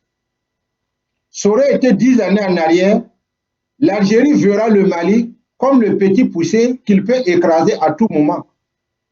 Donc, il va toujours se permettre de piétiner le Mali. La preuve, quand ils ont abattu le drone malien, c'est l'Algérie qui a été première à fermer le territoire. Tout simplement quoi? Parce qu'eux aussi, ils craignaient des représailles. Il ne faudrait pas que le Mali aussi réagisse. Donc, ils étaient les premiers à fermer leur espace aérien au Mali. Et on connaît l'histoire, la suite jusqu'à aujourd'hui. Alors, on dit on va dédommager le Mali. Mais maintenant, la mission pour laquelle le drone était parti faire à la frontière entre l'Algérie et le Mali, est-ce qu'aujourd'hui, l'Algérie est prête à prendre ces gens-là, ramener là où ils étaient, et que le drone va aller faire son travail? Parce qu'on nous empêchait aussi d'enlever une grosse épine de notre pied. Voilà. Et qui est responsable de ça? C'est l'Algérie. Aujourd'hui, si l'Algérie est sincère, tant mieux pour nous. Tout le monde gagne. Mais si l'Algérie n'est pas sincère, c'est l'Algérie encore qui va payer les pots cassés. Je le dis et j'assume mon propos. C'est l'Algérie qui va payer les pots cassés parce que tout le monde a les yeux sur l'Algérie aujourd'hui. Si la trahison viendrait de l'Algérie parce que jusqu'à preuve de contraire, l'AES n'a jamais fomenté un coup contre un pays depuis que l'AES a été mise en place. L'AES ne fait que réagir à chaque fois qu'on le fouette. Et ça, ces faits sont avérés. Mais l'AES n'a jamais été le premier à prendre le fouet et fouetter un pays voisin. Jamais. Même pour ceux qui logent les terreurs aujourd'hui, qui les blanchissent, qui les nourrissent, qui les habillent, qui font tout, c'est eux qui montent des coups contre l'AES, mais l'AES n'a jamais monté un seul coup contre eux. Et jusqu'à présent, c'est toujours le cas. Voilà. Espérons vraiment que l'Algérie a compris la leçon. Et que l'Algérie sait que si ça dégénère, ce n'est pas seulement ceux qui dirigent l'État qui vont payer le lourd tribut, mais ça sera toute la population. Et nous souhaitons vraiment que cette coopération soit sincère et que l'Algérie nous remette ceux-là que nous, on a besoin ici chez nous pour garder. Alors, si on peut nous remettre les Al-Agali, les même Diko là, ça nous arrange. Je sors par là pour le moment. Merci à vous, Youssouf Kaboré. Alors voilà, mesdames et messieurs, comme vous savez, vous faites également partie du panel. On va donc vous passer la parole à vous également en ouvrant le standard. Pour ceux qui ne le savent pas, vous pouvez nous appeler sur ces numéros qui s'affichent tout juste au bas de votre écran pour participer à cette émission. On va rapidement rappeler les numéros sur lesquels vous pouvez nous contacter. Vous avez le plus 237 693 58 96 68 ou encore le plus 237 683 20 96 91. Alors appelez, n'hésitez surtout pas, ce sera un plaisir pour nous de vous répondre. Mais voilà, nous tenons à préciser, s'il vous plaît, n'insistez pas sur une seule ligne, appelez sur les deux différentes lignes. Donc si vous vous rendez compte que l'une d'entre elles est occupée, n'hésitez pas à nous contacter sur l'autre ligne, on vous répondra. Également, lorsque vous appelez, nous vous prions également de vous éloigner de votre poste de récepteur à la maison ou de baisser complètement le volume. Ça nous permettra à nous sur le plateau et également à ceux qui nous reçoivent chez eux de mieux vous écouter. Une fois de plus, nous vous prions d'être précis et concis. Ça permettra à d'autres personnes comme vous de pouvoir nous appeler. Alors, on va prendre le premier appelant de ce matin qui nous vient de l'Italie. Monsieur Ibrahim, bonjour et bienvenue. Oui, bonjour Madame Bala, bonjour au grand frère Youssouf et bonjour au président Matomba. Comme d'habitude, Madame, permettez-moi de dire bonjour à Papa Yatangana, qui se trouve actuellement. Alors, Madame Bala, nous réjouissons de ce qui est en train de se passer. Donc, nous nous réjouissons. Donc, je vais dire que vous avez la réponse de ce que vous avez dit l'autre fois en disant que est-ce que le travail que vous êtes en train de faire est en train de donner fruit. Donc, vous avez votre réponse. Moi, je suis très content. Maintenant, pour le cas entre l'Algérie et le Mali, Madame Bala, aujourd'hui, nous ne revenons pas sur tout ce qui s'est passé, mais nous saluons, comme d'habitude, nous saluons. Mais cela ne nous empêche pas, comme disait le président Matomba et le grand frère Youssouf, de s'inquiéter, de dire si c'est sincère, nous saluons. Parce que jusqu'à preuve du contraire, on a posé les questions ici, on va revenir encore sur les questions. Jusqu'à où on est, nous mettons quiconque au défi de nous démontrer une seule fois ce que le Mali a fait à l'Algérie pour que l'Algérie essaye de garder des gens qui nuisent à la sécurité du Mali.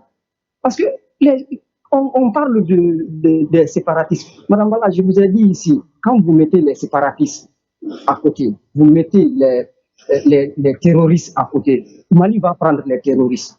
Parce que les terroristes, on n'a rien à négocier avec eux, mais les séparatistes vont avoir toujours un voix. Ça, c'est un. Deuxièmement, le problème du Mali ne vient pas du terrorisme, ça vient de ces bandits qui se réclament azawadiens qui n'existent nulle part. Depuis les gens là ont commencé, après l'indépendance, jusqu'à présent, c'est les mêmes personnes. C'est les mêmes personnes, c'est quand c'est chaud sur eux, ils vont aller créer un groupe, ils dissout l'autre groupe, ils prennent l'autre groupe. Sinon, les terroristes d'aujourd'hui, ils étaient tous des rebelles avant. Qu'est-ce qu'on ne les a pas donné? On ne peut pas garder ces gens-là et dire que non, c'est les double nationalité, mais ça veut dire quoi, mon œil, double nationalité. Double nationalité, il faut aller vivre là où tu veux. Comme disait le président Matomba, un Africain ne doit même pas avoir un pays. C'est-à-dire que tu peux être à l'aise n'importe où tu vas aller. Donc, nous nous réussissons. Sinon, Madame Bala, revenons un peu. Quand on a posé ces questions, d'autres nous disent non, le Mali a reconnu la marocanité du Sahara occidental. Mais peut-être le grand frère Youssouf ne va pas me contrer. Le Burkina n'a jamais reconnu le Sahraoui. La Guinée chez moi n'a jamais, Niger n'a jamais. C'est Mali qui reconnaissait. C'est dernièrement là, le Mali est sorti. Mais est-ce que ça a empêché le Maroc Algérie à négocier avec le Niger? Ils arrêtent de nous dire ça, c'est juste des intérêts. Mais ce que nous demandons aux dirigeants algériens, c'est d'arrêter de penser qu'ils vont avoir la partition du Mali pour collaborer avec ces bandits-là. Ils n'ont qu'à venir vers l'État pour négocier. on peut gagner tout. Donc, moi, je salue vraiment. Donc, pour ne pas prendre du temps, pour ce qui concerne du Soudan, Madame Bala, c'est la raison pour laquelle nous odions cette soi-disant Union africaine, parce que ça n'existe pas. Si ça existait, c'est ça qui allait nous finir ça. C'est la raison pour laquelle moi, je dis toujours et je répète, nous ne souhaitons pas que ce Conseil de sécurité qu'on dit qu'on va avoir des sièges, tant qu'on n'a pas de président panafricain, nous ne le souhaitons pas. Toutes nos prières et que Macky Sall perde. Je ne veux pas les voir. Je préfère les gens là plus que nos propres frères nous faire du mal. Je sors par ça. Merci et bonne journée.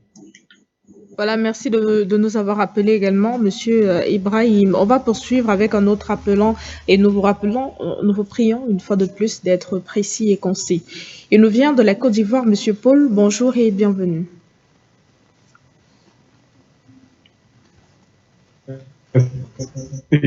Bonjour Madame Bala. Bonjour Madame Bala. Bonjour Matomba. Président Matomba, bonjour. Bonjour Kaboré. Merci pour ce développement, mais je prends le sujet de Tebboune et le président du Mali. Vous avez, M. Matomba, vous avez bien développé ce matin, je suis très content.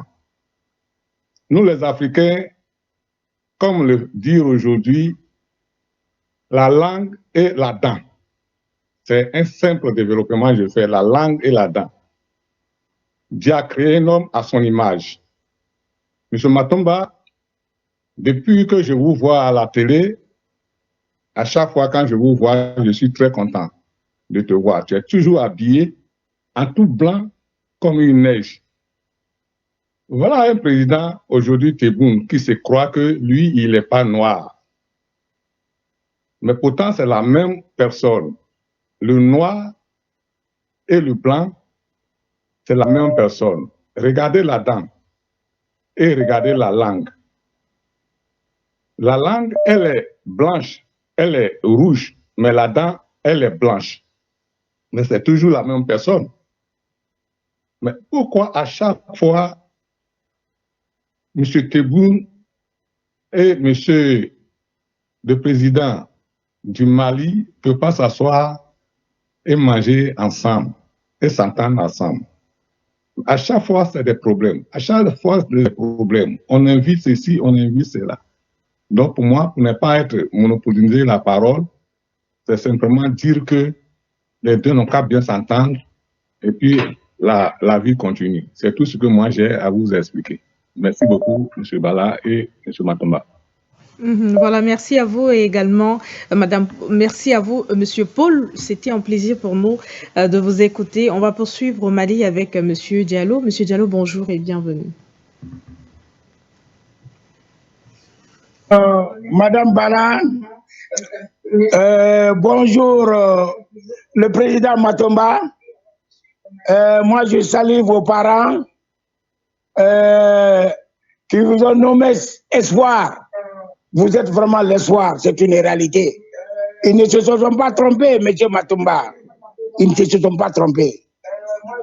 Parce que vous savez, quand un enfant vient, son premier rire, son premier sourire nous montre ce qu'il va faire sur cette terre-là. Je suis persuadé que je n'étais pas là-bas. C'est ce qui s'est passé. C'est pourquoi on vous a nommé espoir. Parce que grâce à vous, M. Matomba, le président Gbagbo est sorti de la prison. Et nous qui étions contre M. Gbagbo, vous avez ouvert nos yeux. Parce que nous, on n'écoutait que France Inter, M. Matomba. Ils ont qualifié Gbagbo de tout, de non-musulman, de même cannibale. Voyez-vous. Donc, Forou est venu vraiment nous éclairer. Donc, vraiment, on ne finira que de vous remercier. Moi, ce que je souhaite de tout mon cœur, que vous deveniez le président du Cameroun. Ça, je le souhaite de tout mon cœur. Que Dieu m'entende et que Dieu vous donne cette place-là pour vraiment que ce soleil continue à briller encore, à briller, à briller, à briller. Vous avez apporté la bombe atomique plus puissante que la bombe qui a détruit Hiroshima et Nagasaki contre les Occidentaux, contre les impérialistes. parce que vous avez ouvert les yeux des Africains. C'est ça justement, cette bombe atomique. Cette bombe atomique fait vivre, cette bombe atomique ne tue pas, mais leur bombe atomique tue. Vous savez, M. Matomba, l'Égypte n'avait jamais existé. Tout a commencé au Soudan. Les premières pyramides sont du Soudan. Je suis aussi arabisant. Les premières pyramides sont au Soudan. Donc, ces gens-là, qu'est-ce qu'ils veulent faire? Ils veulent effacer. C'est-à-dire, la mémoire de l'Afrique, on veut l'effacer. C'est pourquoi des gens comme Al-Bourhan, des gens comme l'autre là, mais ce n'est pas la peine, c'est des déchets humains. C'est des déchets humains. On ne doit pas s'attaquer aux pyramides. Vous savez, dans l'islam même le prophète Mohammed, il y a certaines choses. Quand il est venu, il y a des gens qui ont dit, ah, non, on s'était déjà mariés. Il a dit qu'avant de venir, que lui-même avant de venir, il n'avait pas passé par, son père n'avait pas passé par l'autre méthode là. Ils ont tout gardé. Ils ont tout gardé. Donc le djihad est fini depuis le jour où il a pris la Mecque. Il a dit à tout le monde d'aller s'occuper et que personne ne doit agresser l'autre. C'est ce qui s'est passé. Donc le djihad n'a jamais existé. Donc en ce qui concerne M. Matomba, en ce qui concerne l'Algérie, moi je ne ferai jamais confiance à l'Algérie. Vous savez, l'Algérie a un ennemi qui passe sur votre chaîne. C'est l'Afrique qui a un ennemi. Il s'agit de Mme Linda Lambaroui. Je te le jure, je vous le jure. Je vais dire son truc de la CIA. Je le dirai. Je vais le dire. Même si c'est ça qui va m'abattre, mais je le ferai. Tout ce qu'elle dit, c'est contre l'Algérie et c'est contre l'AS. Parce que ce qu'elle dit, ce n'est pas bon. On qualifie le Premier ministre. Il est qui? C'est vous-même qui? Toi, tu es qui? Tu n'es rien. Tu vas voir, entre les États, c'est les intérêts. Lorsque l'Algérie va voir que son intérêt est au Mali, mais il va te détruire. Et tu ne seras rien. Tu n'existes pas. La vie d'un individu, c'est de 0 à 100 ans. Et la vie d'une nation, c'est de moins l'infini à plus l'infini.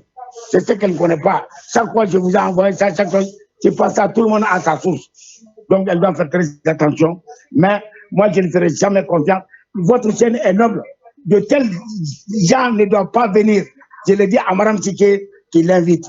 Même l'autre jour, sur Pan-African Media, il y a Jonathan Batengene qui a dit la vérité.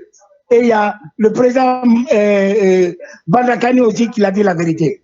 Donc ce n'est pas une bonne chose. Lorsque on veut faire du bien, on ne doit plus venir mettre de l'huile sur le feu. Ce n'est pas une bonne chose. Votre chaîne est noble. Votre chaîne est noble. Il y a certaines choses qu'on ne doit pas dire sur ça. C'est pourquoi nous la combattons. Sans quoi, moi, ma mère que j'aime beaucoup m'a donné tout. Je ne peux pas faire du mal à une femme.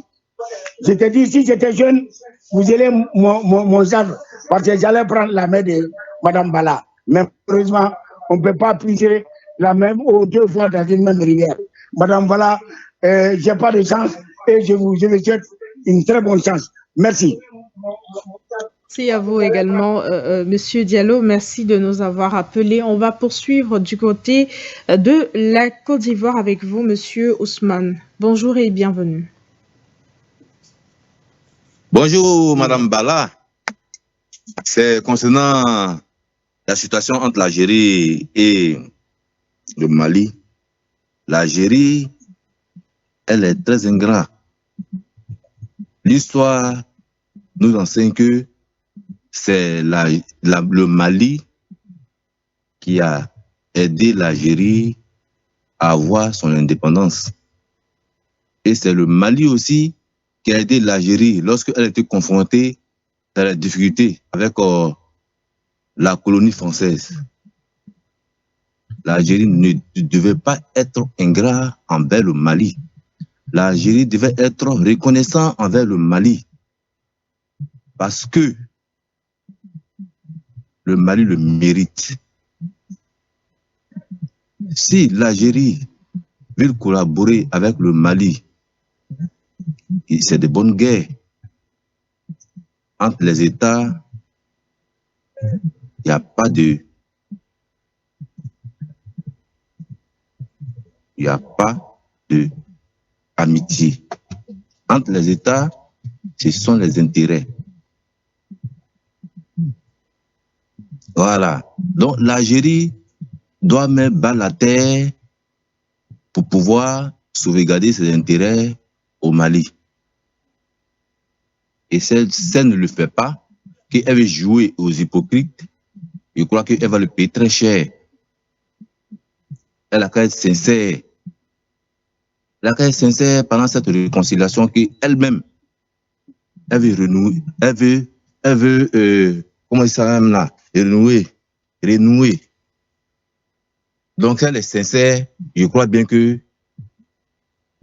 ça y va mieux des deux pays. Parce que on ne peut pas rester comme ça en Afrique, en tout temps, c'est des guerres inutiles. Voilà, on doit se réconcilier entre nous-mêmes Africains.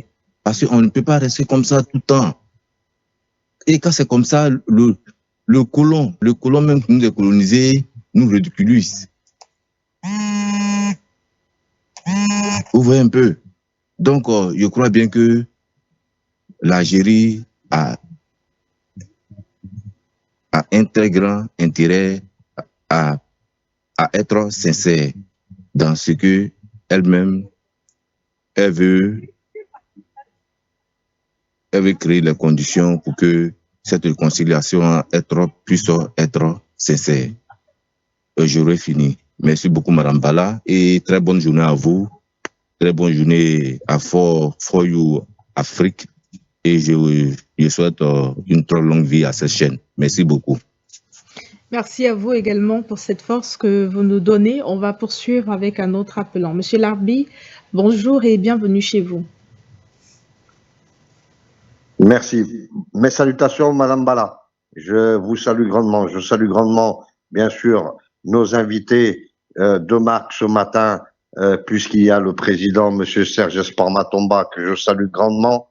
Grâce à lui, nous pouvons nous exprimer et donner du courage à nos combattants et pour l'unité du continent africain, pour l'émancipation du continent africain. Je salue bien sûr Monsieur Youssouf Kaboré sur Zoom. Alors, pour être très bref ce matin, nous ne pouvons pas tout dire à l'antenne. Nous ne pouvons pas dévoiler nos stratégies à l'antenne. Ce serait se tirer une balle dans le pied. Bon, ça c'est une première chose. Deuxième chose, je suis tout à fait d'accord, je rejoins Monsieur Serge Esparmatomba, dans le sens où, bien évidemment, la diaspora, quand elle est en France, oui, nous sommes main dans la main entre Africains, il est vrai qu'il faut que sur le continent, peut-être que une partie des Algériens ne se considèrent pas comme Africains, ce qui n'est pas normal, et il y a une infime minorité de la diaspora en France qui fait cette différence. Mais dans la majorité, nous sommes main dans la main entre Africains dans la diaspora. Ça, c'est une évidence et je suis tout à fait d'accord avec les propos qu'il a tenus. Il faut que tout Africain soit sincère et soit dans la fraternité, puisque nous sommes tous Africains. Nous ne sommes pas sur, comment dire, les Algériens, les Tunisiens, les Marocains ne sont pas en Suède, ils sont sur le continent africain. Et alors, pour être très bref, je souhaite vraiment beaucoup de succès à cette nouvelle relation. Je ne suis pas étonné, comme je l'ai dit dernièrement, de ce renouement de cette relation, puisque pour moi c'était une évidence. Vous savez que si le Mali est déstabilisé, ou le Niger est déstabilisé, ou quelconque pays limitrophe de l'Algérie est déstabilisé, l'Algérie le sera aussi elle-même. Le but de l'Algérie, c'est d'aider à l'émancipation du continent africain, ce qui a toujours été son but. Vous savez, il y a beaucoup comment dire, les Occidentaux ont une doctrine pour que les Africains s'entretuent entre eux. Ils ont cultivé une doctrine pour que tout Africain s'entretue entre eux. Donc, il faut bien ne pas tomber dans ce piège-là. En Afrique, nous tolérons toutes les religions. Toutes les religions, je dis bien toutes les religions. Nous n'avons jamais fait aucune distinction. Celui qui veut être musulman, il a qu'à être musulman. Celui qui veut être chrétien, il soit chrétien. Celui qui veut être d'une autre religion, il a qu'à l'être. Mais il faut que nous ayons une unité. Voilà tout ce qu'il faut comprendre. Il faut que parce que nous sommes en guerre, comme le frère Jean l'a dit, nous sommes en guerre. Jean Sakonou l'a dit, nous sommes en guerre. Il nous faut l'unité africaine. Tout Africain doit être un combattant pour son armée, pour sa nation et pour le continent africain et pour l'émancipation du continent africain. Donc vive l'AES, vive la relation entre Africains, la fraternité entre Africains et réglons nos problèmes entre Africains. Voilà, je vous souhaite une bonne continuité des programmes. J'espère que j'ai été bien clair. Nous ne pouvons pas dévoiler nos stratégies à la télévision.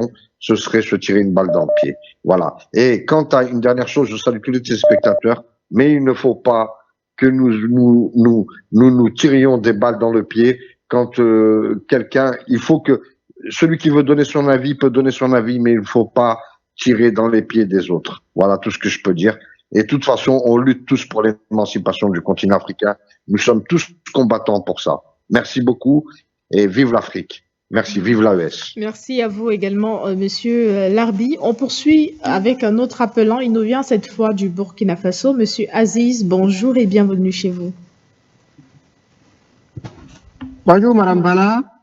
Bonjour particulier au président Sadiaspa Matomba. Bonjour à l'équipe technique. Madame Bala, pour la première thématique en ce qui concerne la guerre et ses conséquences au Soudan, bon, je pense que cette guerre, bien évidemment, bien sûr qu'elle va détruire, elle peut détruire une partie de l'histoire africaine. Vous n'êtes pas sans savoir que les Occidentaux qui sont derrière toutes ces guerres et autres, ils tirent les ficelles de par le bas, ils profitent de ces genres de situations instables, de ces troubles-là pour à d'autres fins, bien sûr, à d'autres fins. Donc, je pense que cette guerre interminable du côté du Soudan, ça va beaucoup impacter l'histoire du côté de ce pays, la mère de toutes les civilisations, l'histoire et particulièrement de l'Afrique. Maintenant, ce qui m'écarte dans cette situation, c'est le silence des organisations, de notre organisation africaine qui est l'Union africaine, qui est muette, qui ne voit pas ce qui se passe au Soudan comme un problème crucial. C'est vraiment regrettable. Maintenant, la thématique sur le Mali, un rapprochement, si on peut le dire ainsi, entre le Mali et l'Algérie. Bon, Madame Bala, je pense que c'est ce que nous souhaitons tous. C'est ce que nous souhaitons tous. Mais maintenant, est-ce que c'est des trucs sincères? C'est là que moi, bon, c'est là-bas ma préoccupation. Moi, quand je vois des trucs soudains comme ça, des rapprochements, tout d'un coup, je suis vraiment très hésitant. Je suis très patient pour voir ce que ça va donner. Vous voyez, le président béninois arrivé nouvellement au pouvoir, il était bien fougueux, chaud pour établir les relations avec certains pays. Jusqu'à présent, vous voyez que les choses patinent toujours. Donc moi, les trucs brusques comme ça, je suis très méfiant, je reste très méfiant. En tout cas, on souhaite que les deux parties se comprennent. Bon, pas une histoire de parti. On souhaite que l'AES et l'Algérie arrivent à établir de très bonnes relations pour vraiment la libération, pour le bien de toute l'Afrique. C'est ce que les gens de l'autre côté ne veulent pas avoir. Ils ne veulent pas voir ça. Les Occidentaux, les impérialistes, ceux qui veulent nous voir diviser entre entre diviser en de petits trucs pour profiter nous mater. Ils ne veulent pas voir ce genre de trucs. Maintenant, à l'Algérie aussi, des jeux francs jeux. À l'Algérie, des jeux francs jeux, dans la mesure où il n'était plus un secret pour personne que certains déstabilisateurs, pas des moindres, parmi les plus influents, se trouvaient de ce côté de l'Algérie. Maintenant, avec cette, si je peux si je peux le dire ainsi, avec ce nouveau réchauffement des relations, bon, comment ces questions seront gérées? Là, maintenant, c'est à partir de ça qu'on pourra dire si l'Algérie est vraiment en train de jouer franc jeu ou un truc comme ça. Je pense que les autres l'ont dit, hein, que ce soit une instabilité du Mali n'arrange pas l'Algérie, une instabilité de l'Algérie. Des deux côtés, chacun a besoin de l'autre. Donc, il va falloir vraiment des mécanismes forts pour vraiment outrepasser ces querelles qui n'honorent personne, qui n'honorent pas le continent, querelles qui profitent à d'autres qui ont des ambitions cachées pour venir nous diviser ici. Donc, je m'arrête là. Très, très bonne émission à vous. Et une fois de plus, mes chaleureuses salutations au président Serge Espoir Matomba pour son initiative qui nous permet vraiment de nous exprimer de manière libre et indépendante sur toutes les thématiques. Très, très, très bonne émission à vous. Merci à vous également, Monsieur Aziz, de nous avoir appelés. On va prendre le dernier appelant de ce matin, Monsieur Christophe. Bonjour et bienvenue. Bonjour Madame Bala, bonjour à l'espoir de l'Afrique, Monsieur Matomba, bonjour à tous les téléauditeurs, à tout le monde, à tous les techniciens surtout. Moi,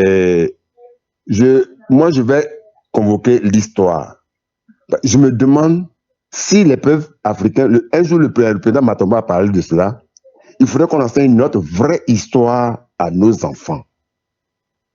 Quand on revisite l'histoire lointaine entre le Mali et le Niger et l'Algérie, je crois savoir, moi je suis au sport aussi âgé, je suis des années 50. Le Mali a été le siège, je crois Tombouctou bien Ségou a été le siège du FNLA pour pouvoir lutter contre la France. Et là, est-ce qu'on enseigne cela aux petits Algériens et aux petits Maliens? Deuxièmement, rappelez-vous bien, lors de la révolte des jeunes Maliens et de la prise du pouvoir du président Goïta et toute son équipe, la première des choses qui a été faite par l'Algérie, c'est de fermer son esprit aux aéronefs français pour empêcher que les gens traversent l'Algérie pour venir bombarder le nord du Mali. Ça, c'est déjà quelque chose dans l'histoire. Maintenant, ce que je vois, on parle de l'Algérie, c'est l'Algérie, d'accord. Mais nous avons des officiers supérieurs corrompus. Parce que les ordres d'abattre le drone malien ne viennent pas forcément du président Tebboune. Même si on dit qu'il a la tête de l'État, mais je ne pense pas que ça donne l'ordre.